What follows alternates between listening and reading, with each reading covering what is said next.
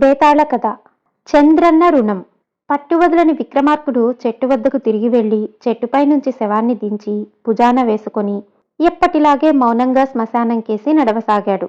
అప్పుడు శవంలోని బేతాళుడు, రాజా, ఎన్నో శ్రమల కోర్చి చేస్తున్న ప్రయత్నం ప్రతి ఒక్కసారి భంగపడుతున్నా సడలని నీ పట్టుదల, ఓర్పు నన్ను ఆశ్చర్యపరుస్తున్నవి.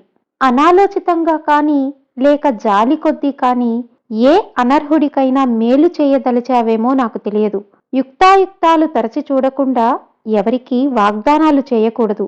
అందువల్ల చిక్కులను కొని తెచ్చుకోవడం అవుతుంది. ఉదాహరణగా నీకు చంద్రన్న అనేవాడి కథ చెబుతాను, శ్రమ తెలియకుండా విను అంటూ ఇలా చెప్పసాగాడు. శ్వేతాస్యుడనే గంధర్వరాజు వద్ద పనిచేసే భాగ్యనాథుడనే గంధర్వుడు సుప్రియ అనే అప్సరసను ప్రేమించాడు.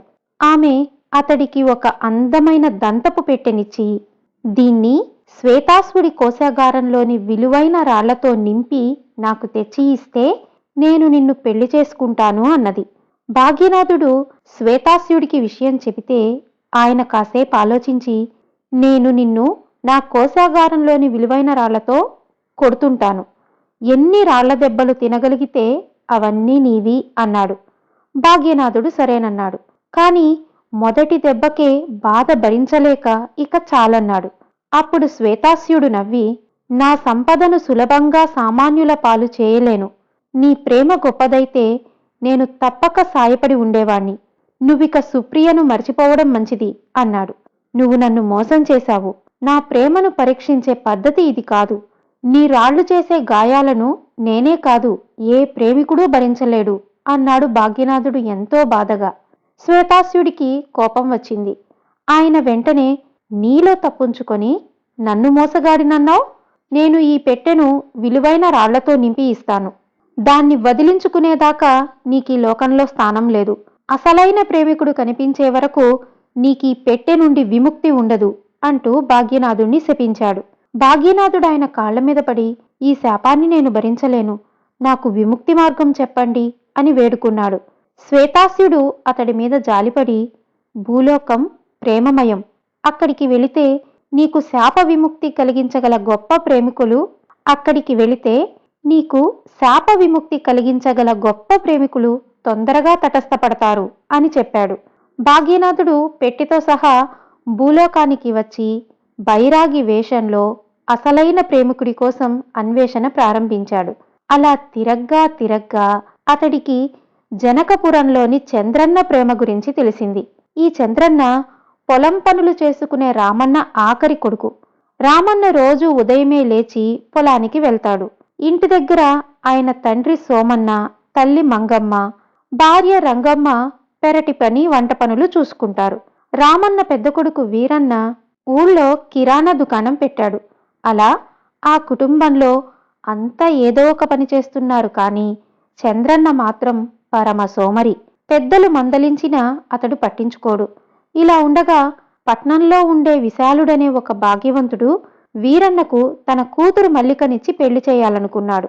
పిల్లని చూసేందుకు రామన్న సకుటుంబంగా ప్రయాణమై విశాలుడింటికి వెళ్ళాడు. వీరన్నకు మల్లిక నచ్చింది. పెళ్లికి ముహూర్తం కూడా నిశ్చయించారు. అప్పుడే చంద్రన్న మల్లిక చెల్లెలు మనోహరిని చూశాడు. అక్క కంటే అందంగా, చలాకీగా ఉన్న ఆమె చంద్రన్నకు ఎంతగానో నచ్చింది.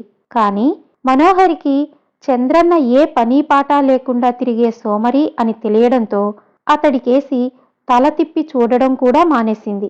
దాంతో చంద్రన్నకు చాలా రోషం వచ్చి ఎలాగైనా ఆమెను పెళ్లాడి తీరాలనుకున్నాడు.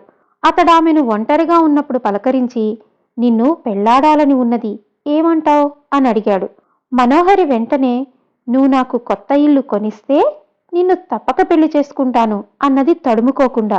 అలాగే, కొత్తిల్లు కొనిపెడతాను, అంతవరకు నువ్వింకెవర్నీ పెళ్లి చేసుకోకూడదు అన్నాడు చంద్రన్న. కొత్త ఇల్లు కొనడానికి ఎన్నాళ్లు పడుతుందో చెప్పు అన్నది మనోహరి. చంద్రన్న ఒక్క క్షణం ఆలోచించి, ఇక్కడే ఉండు, మా తాతనడిగి నీ ప్రశ్నకు జవాబు తెలుసుకుని వస్తాను అన్నాడు. నాకు ఇల్లు కొనడానికి మీ తాత అనుమతి కావాలా అన్నది మనోహరి విసుగ్గా. అనుమతి కాదు, డబ్బు కావాలి అన్నాడు చంద్రన్న. నాకు ఇల్లు నీ డబ్బుతో కొనిపెట్టాలి.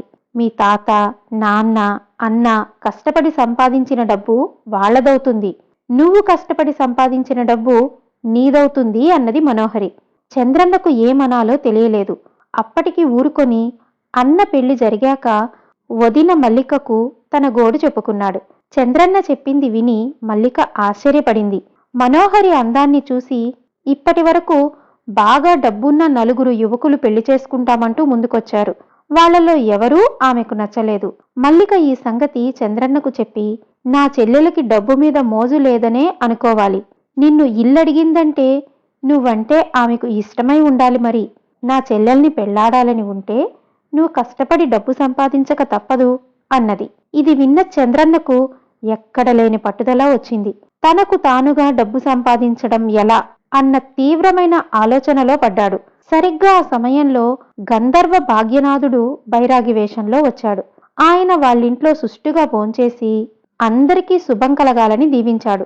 చంద్రన్న తన గోడు ఆయనకి చెప్పుకున్నాడు.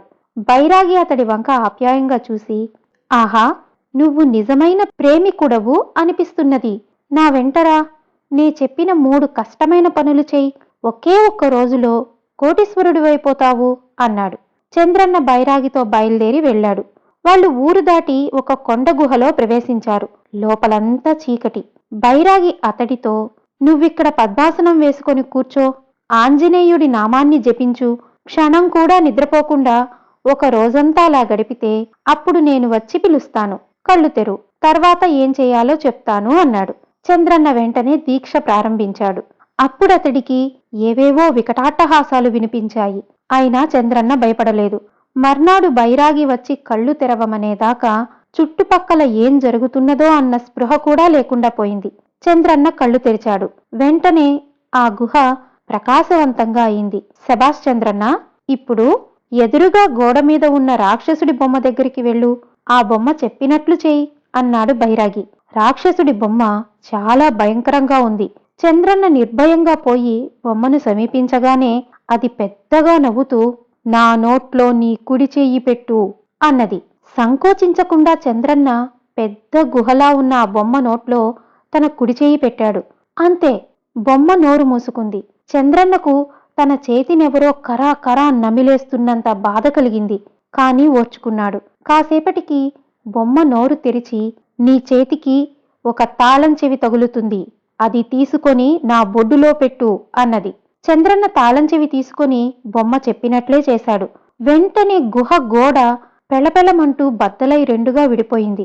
బైరాగి, చంద్రన్న లోపలికి వెళ్లారు. అక్కడ వాళ్లకు ఒక ఇనుప పెట్టె కనిపించింది. దాని తలుపు ఏ తాళమూ లేకుండా తాపడం చేసి ఉన్నది. అప్పుడు బైరాగి చంద్రన్నతో, ఈ పెట్టెలో 1,00,00,000 వరహాలు విలువ చేసే బంగారం, రత్నాలు, వజ్రాలు ఉన్నాయి. దీని తలుపు తెరుచుకోవాలంటే నీవు అమితంగా ప్రేమించే వారి మీద ఒట్టు వేసి గుప్పిట బిగించి పెట్టెను బలంగా కొట్టాలి.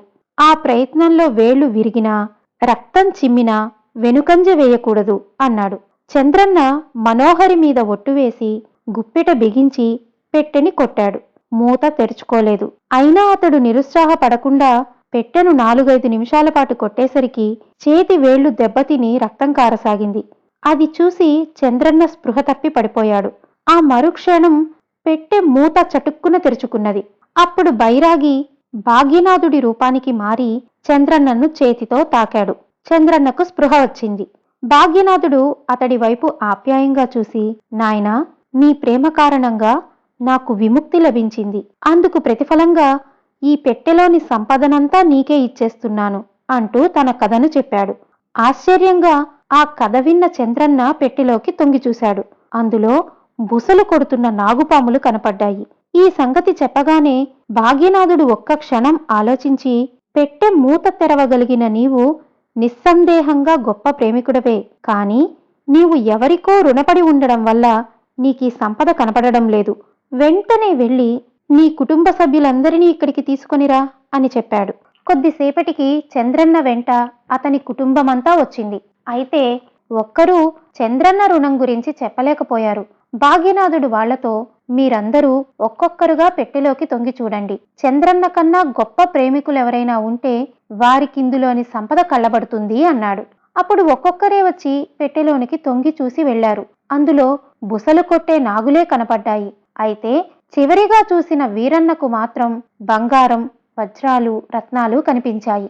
భాగ్యనాథుడు వీరన్నను మెచ్చుకొని, మీది ఉమ్మడి కుటుంబం కనుక ఈ సంపదంతా అందరికీ చెందుతుంది అని చెప్పి అదృశ్యుడయ్యాడు. బేతాళుడు ఈ కథ చెప్పి, రాజా, చంద్రన్నకు మనోహరి పట్ల ఉన్న ప్రేమను పరీక్షించేందుకు భాగ్యనాథుడు అతడికి చాలా కఠోర పరీక్షలు పెట్టాడు. వాటిలో చంద్రన్న నెగ్గుకు వచ్చినట్లు స్పష్టమవుతున్నది కదా. అలాంటప్పుడు పెట్టెలో అతడికి బుసలు కొట్టే పాములు కనపడడం, వీరన్నకు కోటి విలువ చేసే సంపద కనబడడం అసంబద్ధంగా లేదా? ఇందుకు గంధర్వుడేదో మాయాజాలం ప్రయోగించాడనుకోవాలా? ఈ సందేహాలకు సమాధానం తెలిసి కూడా చెప్పకపోయావో నీ తల పగిలిపోతుంది అన్నాడు. దానికి విక్రమార్కుడు, ఈ జరిగిన దాంట్లో అసంబద్ధతకు, గంధర్వ మాయాజాలానికి ఇసుమంత కూడా తావులేదు. ప్రేమించిన వ్యక్తి కోసం అవసరమైతే ప్రాణత్యాగం చేయాలనుకునే సాహసికుల ప్రేమ కంటే తన కుటుంబ బాధ్యతలను సక్రమంగా నిర్వహించే సామాన్యుడి ప్రేమ ఎన్నో రెట్లు గొప్పది. అందువల్లనే పెట్టెలోని ఆ సంపద వీరన్నకు కనిపించింది అన్నాడు. రాజుకు ఈ విధంగా మౌనభంగం కలగగానే బేతాళుడు శవంతో సహా మాయమై తిరిగి చెట్టెక్కాడు. కథ సమాప్తం.